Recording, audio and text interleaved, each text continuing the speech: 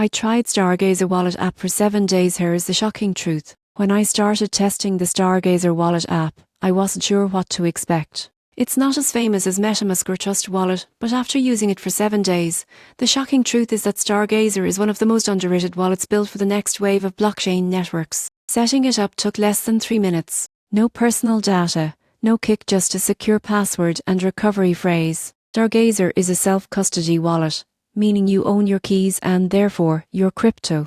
I tested it with both Constellation stacked tokens and Ethereum-based assets, and the experience was seamless. The interface felt futuristic, but easy to use. I especially liked how the wallet clearly displayed real-time transaction history and token balances. Sending and receiving crypto was fast and intuitive. Even cross-chain transfers between Ethereum and the Constellation network worked flawlessly. Most people don't realize how advanced Stargazer's multi-chain capabilities are. It's built with interoperability in mind, meaning it's ready for the next generation of decentralized applications that span multiple blockchains. I tested connecting it to various apps and it integrated smoothly every time. Security was another plus.